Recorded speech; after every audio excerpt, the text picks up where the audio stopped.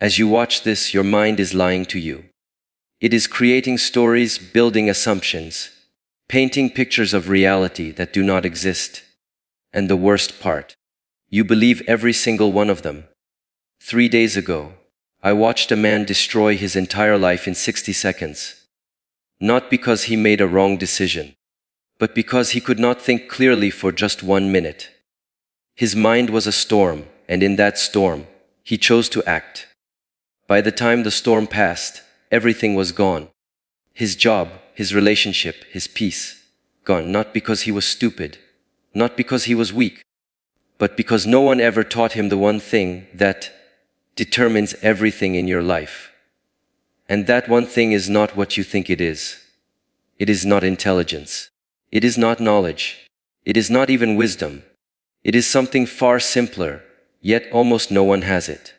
Before this video ends, I am going to show you exactly what that is. But I need to warn you. Once you see it, you cannot unsee it.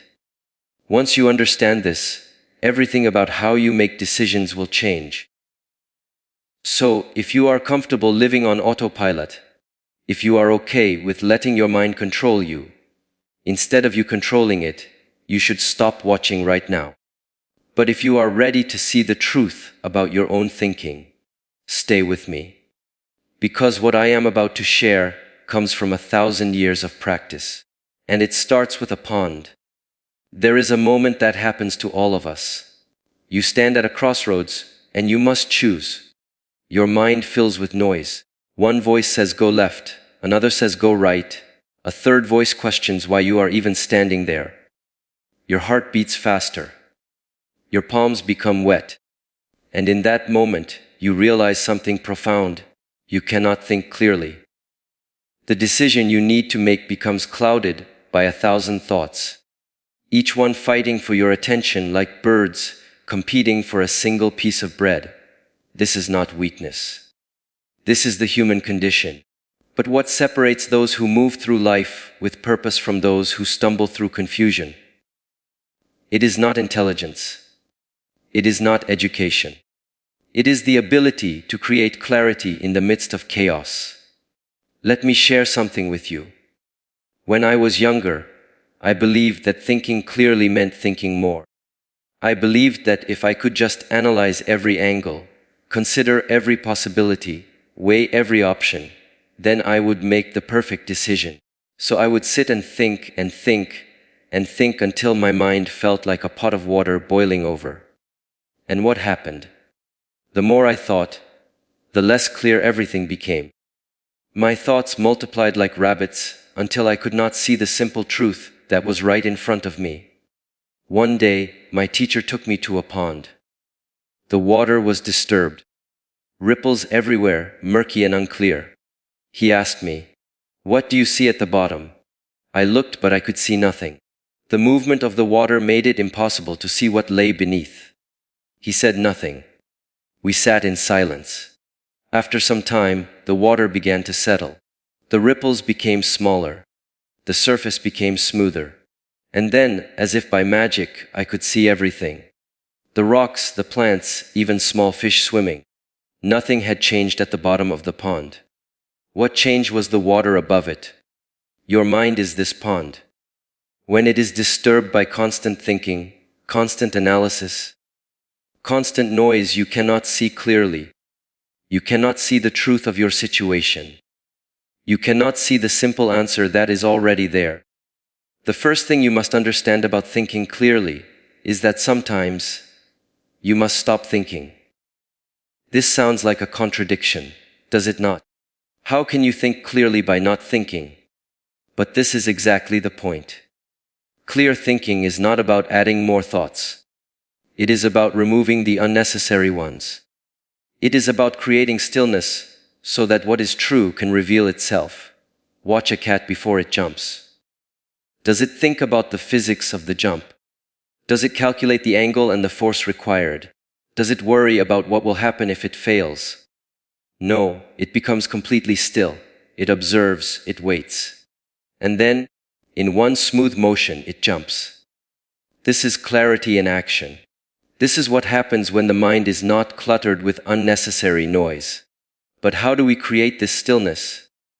In our modern world, we are bombarded every moment with information, with notifications, with demands for our attention. Our minds have become like that disturbed pond, never settling, always moving, always reacting. We wake up and immediately check our phones. We fill every quiet moment with music or podcasts or scrolling.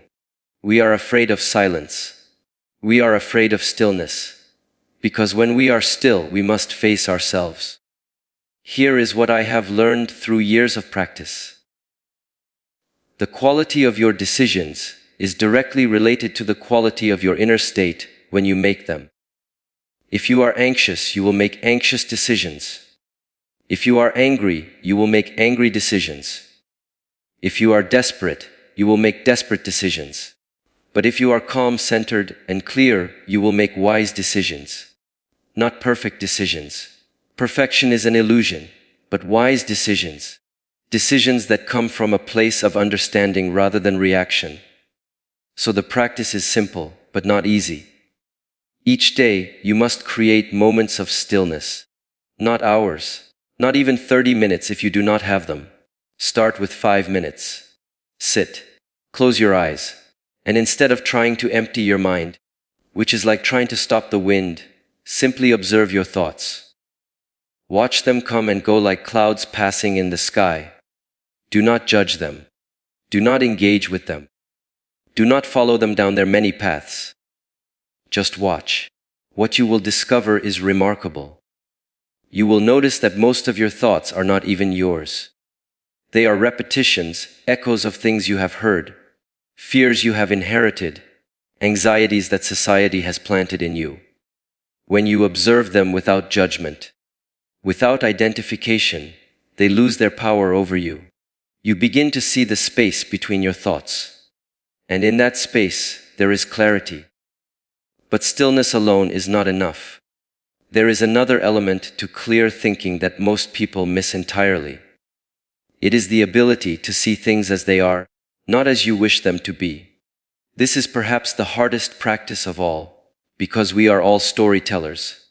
We create narratives about our lives, about other people, about situations, and then we mistake these stories for reality. Let me give you an example. A man is walking down the street, and someone he knows passes by without greeting him. Immediately, his mind creates a story. He ignored me. He must be angry with me. What did I do wrong? Maybe he does not like me anymore. And this story creates emotion. The man becomes upset, worried, perhaps even angry. But here is the truth. All he knows for certain is that the person walked past without greeting him. Everything else is a story. Maybe the person was deep in thought. Maybe he did not see him. Maybe he had just received bad news. Maybe he was rushing to help someone. There are 1,000 possibilities, but the mind chooses the one that causes suffering. This is what we do constantly. We add layers of interpretation onto simple facts until we can no longer see the facts at all. We see only our interpretations, and then we make decisions based on these interpretations, on these stories, and we wonder why our lives become so complicated. The practice here is to separate observation from interpretation. When something happens, ask yourself, what actually happened? What did I actually see or hear? Strip away all assumptions, all judgments, all stories. Get down to the bare facts. This is harder than it sounds because our minds are trained to interpret everything instantly. We see a person's facial expression and immediately decide what they are feeling. We hear a tone of voice and immediately create a meaning. But facial expressions can be misread. Tone of voice can be misunderstood. If you want to think clearly, you must learn to see what is actually there, not what you assume is there. I once knew a student who came to me very upset. He told me that another student had insulted him during training. He was angry, hurt, ready to confront this person or even leave the temple. I asked him, what exactly did he say? The student told me, The words were harsh, it is true. Then I asked, was anyone else present? He said yes, several others. Did you notice anything about this person before he spoke? The student paused. Now that you mention it, he seemed frustrated. He had been failing at a technique all morning. So, I said, is it possible that his words came from his own frustration? Not from any feeling about you? The student's face changed. The anger began to drain away. I never thought of it that way. This is the power of separating facts from interpretation. The fact was harsh words were spoken. The interpretation was, these words were a personal attack against him. Once he could see the difference, once he could consider other interpretations, clarity returned. He could make a better decision about how to respond. But even when we observe clearly, even when we create stillness, there is another obstacle to clear thinking. It is the prison of our own perspective. We see the world from only one angle, from behind our own eyes, through the filter of our own experiences, and we forget that this is just one way of seeing among infinite ways. Think about it like this. You are standing in a forest. From where you stand, you can see certain trees, certain paths, certain clearings. This is your view, and it is real. But if you climb to the top of a mountain and look down at that same forest, you will see something completely different. You will see patterns you could not see from the ground. You will see connections between paths. You will understand the shape and structure of the whole forest. Both views are real, but they are not the same. Neither is complete. Most people spend their entire lives standing in one spot in the forest, insisting that their view is the only view, the correct view, the true view. And then they make decisions based on this limited perspective, and they are confused when their decisions lead to unexpected outcomes. If you want to think clearly, you must learn to climb the mountain. You must learn to see from different perspectives. How do you do this? You ask different questions. Instead of asking, what do I want? Also ask, what does the other person want? Instead of asking, how does this affect me? Also ask, how does this affect others? Instead of asking, what would I do? Also ask, what would someone completely different from me do? What would someone I respect do? What would someone with opposite values do? This is not about changing your values or your desires.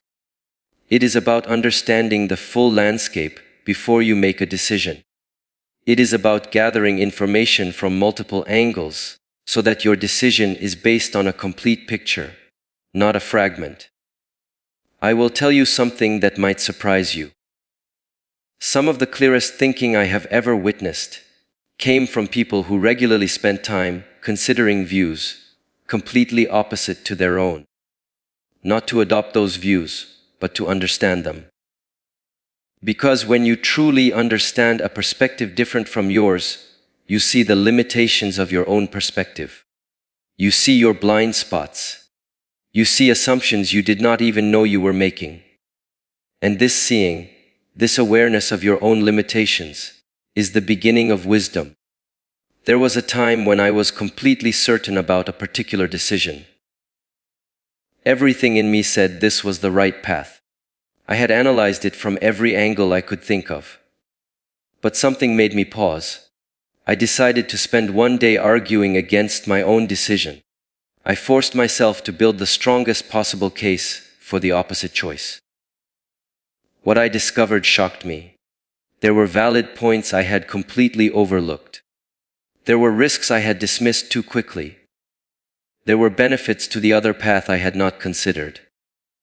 In the end, I still made my original choice, but now I made it with full awareness of its limitations and costs. I made it with clarity, not with blind certainty. Blind certainty is the enemy of clear thinking. When you are certain, you stop looking, you stop questioning, you stop being open to new information. But life is uncertain. Reality is complex. No matter how much you know, there is always more you do not know. The wise person holds their conclusions lightly, always ready to adjust when new information appears. And here is another truth about clear thinking that cuts against everything our culture teaches us. Speed is the enemy of clarity. We live in a world that rewards quick decisions, fast action, immediate responses. But quick is not the same as clear. In fact, most of the poor decisions people make come from moving too fast, from not giving themselves time to see clearly. When you feel pressure to decide quickly, that is exactly when you need to slow down. When everyone is rushing, that is when you need to pause. When your mind is screaming at you to act now, act now, act now, that is when you need to create space for stillness. Because that urgency you feel, that pressure, it is almost never real. It is created by fear, by anxiety, by the stories your mind is telling you about what will happen if you do not act immediately. Of course, there are true emergencies. If a boulder is rolling toward you, you do not sit down to meditate about it. You move. But how many of the urgent situations in your life are actually rolling boulders? And how many are just your mind's interpretation of normal events? Someone sends you an angry message, and your mind says you must respond immediately. But what happens if you wait? What happens if you give yourself an hour or a day to let your emotional reaction settle before you respond? Almost always, you will respond with more clarity, more wisdom, more effectiveness. This is why in our training, we practice doing things slowly. Not because slow is better than fast, but because slow forces you to be present. When you move slowly, you notice things you would miss at speed. You feel things you would not feel. You see opportunities and dangers that would blur past you. And then, when the time comes to move fast, your body knows what to do because you have trained it in awareness, in presence, in clarity. The same applies to thinking. Train yourself to think slowly about important decisions. Give yourself time. Sleep on it, as the saying goes. There is wisdom in this because your mind continues to process, even when you are not consciously thinking. Often, the answer that seems elusive, when you are actively struggling with it, becomes obvious after a period of rest. But here is where many people stumble. They confuse thinking slowly with overthinking. Overthinking is when you circle the same thoughts again and again, when you analyze the same options from the same perspectives 100 times, when you get stuck in a loop of indecision. This is not slow thinking. This is anxious thinking disguised as careful consideration. How do you know the difference? Slow thinking moves toward clarity, even if it takes time. You can feel yourself understanding more, seeing more, getting closer to a decision. Overthinking moves in circles. You end the day with the same confusion you started with. If you find yourself overthinking, this is a sign that you need to return to stillness. You need to let the pond settle again. There is one more element of clear thinking I must share with you, and it might be the most important. You must learn to understand your own emotional state and how it affects your thinking. Your emotions are not separate from your thoughts. They are deeply intertwined. When you are sad, you think sad thoughts. When you are angry, you think angry thoughts. When you are afraid, you think fearful thoughts. This seems obvious, but most people do not account for this when making decisions. They make major life choices while they are in the grip of strong emotions, and then they are surprised when those choices lead to regret. They quit their job in a moment of anger. They make promises in a moment of love. They abandon their path in a moment of fear. And then, when the emotion passes, they wonder what they were thinking. You were not thinking. You were feeling. And feeling is beautiful, feeling is human, feeling is necessary. But feeling is not the same as clear thinking. When you are in a strong emotional state, you are looking at the world through a colored lens. Everything takes on the hue of that emotion. You cannot see clearly because the emotion is distorting your perception. This does not mean you should ignore your emotions or suppress them. Emotions carry important information. Fear tells you there might be danger. Anger tells you a boundary has been crossed. Sadness tells you something matters to you. But you must learn to feel your emotions fully, while not letting them make your decisions for you. Here is the practice. When you notice a strong emotion arising, pause. Name it, say to yourself, I am feeling angry, or I am feeling afraid, or I am feeling excited. This simple act of naming creates a small distance between you and the emotion. You move from, I am angry, to, I am experiencing anger. This might seem like a small distinction, but it is profound. It means you are not the anger. You are the awareness that notices the anger. Then feel it. Do not push it away. Do not distract yourself. Feel it in your body. Where does it live? In your chest. Your throat. Your stomach. What does it feel like? Hot or cold? Tight or loose? Heavy or light? By bringing your attention to the physical sensation of the emotion, you ground yourself. You anchor yourself in the present moment rather than getting lost in the stories the emotion is trying to tell you. And then, and this is crucial, do not make important decisions while you are in that emotional state. Wait, let the emotion move through you like weather moving through the sky. It will pass. All emotions pass. When it has passed, when you return to a calmer state, then revisit the decision. You will be amazed at how different things look. I have seen this transformation countless times. A person comes to me in the midst of emotional turmoil, convinced they must make a drastic change immediately. I encourage them to wait, to practice, to let the emotion settle. Days later, sometimes just hours later, they return with completely different perspective. The situation has not changed, but their ability to see it clearly has changed. And from that place of clarity, they make a wise decision that serves their true interests, not just their temporary emotional state. Understanding this relationship between emotion and thought is liberation. Because once you understand it, you stop being a slave to your emotions. You stop making decisions you regret. You stop saying things you wish you could take back. You start to live with more intention, more wisdom, more peace. But I want to be clear about something. All of these practices, all of these ways of thinking clearly, they are not techniques to make your life perfect. They will not eliminate all problems. They will not prevent all mistakes. What they will do is help you navigate life with more awareness, more skill, more grace. You will still face difficult decisions. You will still encounter confusion. You will still make mistakes. But you will make them consciously, with full awareness, learning from each one. This is the path of mastery, not just in martial arts or meditation, but in life itself. Mastery is not about perfection. It is about continuous refinement. It is about learning to see more clearly, to understand more deeply, to act more wisely. Each day, each decision, each moment is an opportunity to practice. And here is something beautiful about this practice. The more you do it, the easier it becomes. Your mind is like a muscle.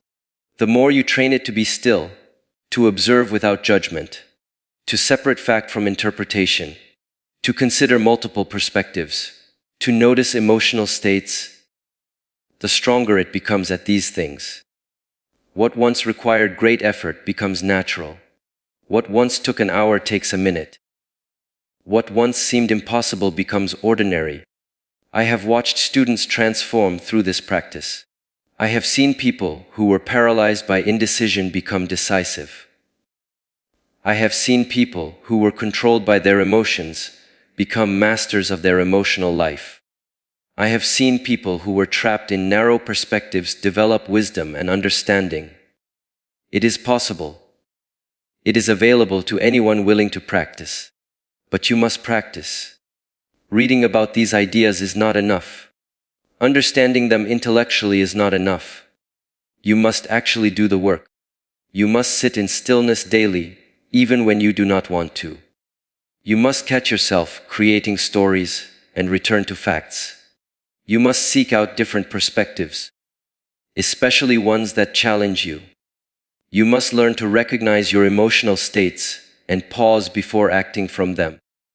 You must slow down when everything in you wants to rush. This is the work of a lifetime. There is no end point where you finally achieve perfect clarity and never struggle again. Even after decades of practice, I still encounter moments of confusion. I still catch myself making assumptions. I still feel strong emotions that cloud my judgment. The difference is that now I recognize these things when they happen. I have tools to work with them. I do not get lost in them the way I once did. And this is what I wish for you. Not perfection, but awareness. Not certainty, but clarity. Not the elimination of confusion, but the ability to find your way through it. Because life is uncertain. Life is complex.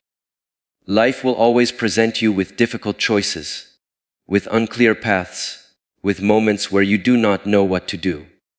But if you have cultivated clarity, if you have practiced these ways of thinking, you will navigate these moments with skill and wisdom. Think of it like learning to swim. The water will always be there. The current will always be there. The depth will always be there. But once you know how to swim, the water is no longer threatening.